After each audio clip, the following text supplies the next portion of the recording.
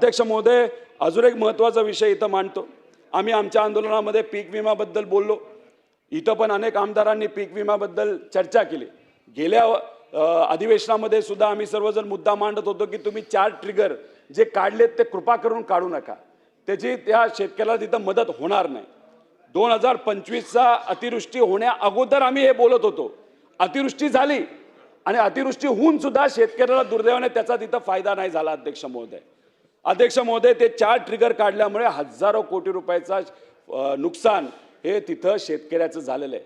म्हणजे फक्त 2025च्या बाबतीत बोलायचं झालं तर आदरणीय मुख्यमंत्री साहेबांनी स्वतः सांगितलं होतं की 17,000 रुपये हेक्टरी शेतकऱ्याला तिथं या पीक विमा कंपनीकडनं अध्यक्ष महोदय मिळणार। आणि त्याचा आकडा आम्ही जेव्हा काढला 16,000 कोटी रुपये शेतकऱ्याला या महाराष्ट्रामध्ये मिळायला पाहिजे होते अतिवृष्टीमुळे झालेल्या नुकसानामुळे। पण जेव्हा आत्ताचा आकडा आम्ही बघतो 1200 कोटीचा अध्यक्ष साहेब तिथं पुढे गेलेला नाही। त्यामुळे हे 4 ट्रिगर काढून उलट शेतकऱ्याचं खूप मोठं नुकसान अध्यक्ष महोदय तिथं झालेलं आहे। त्यामुळे हे 4 ट्रिगर परत एकदा आणावेत।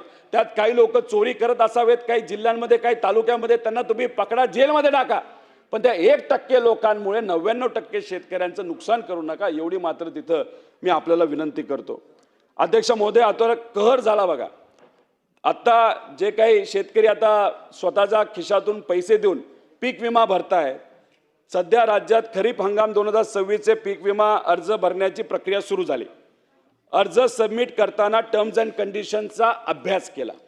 त्या टर्म्स अँड कंडिशनच्या मध्ये एक कंडिशन अशी आहे, मी बावनकुळे साहेबांना विनंती करतो, हा मुद्दा महत्त्वाचा आहे। त्याच्यामध्ये शेतकऱ्यांकडनं याच्यावर सह्या घेत आहेत।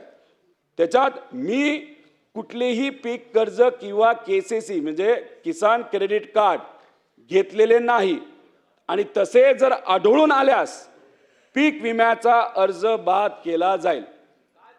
म्हणजे शेती कशी करायची? कर्ज घ्यायचं नाही का? आणि मग कुठून पैसे येणार? मग हे जे काय विमा कंपनी अशा पद्धतीने अटी टाकतात आणि उद्या जाऊन शेतकऱ्यांवर जर अन्याय करतं तर कृपा करून हे आता सुरू आहे तर आपण इथं लक्ष घालून ही अट लगेचच्या लगेच तिथं कशी काढता येईल याबद्दलचा अध्यक्ष महोदय तिथं विचार करावा। अध्यक्ष महोदय, बीडमध्ये गेलो होतो।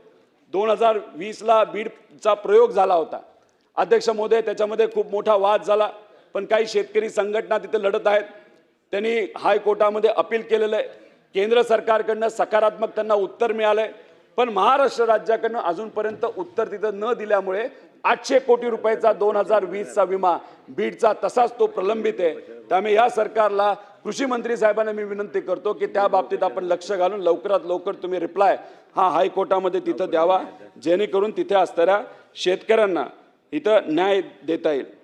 अध्यक्ष महोदय, आम्ही हे विषय का काढतो कारण का अटी टाकल्यामुळे खूप मोठे शेतकऱ्याचं नुकसान होतं। म्हणजे आता कर्जमाफीच्या बद्दल बोलायचं झालं तर 2017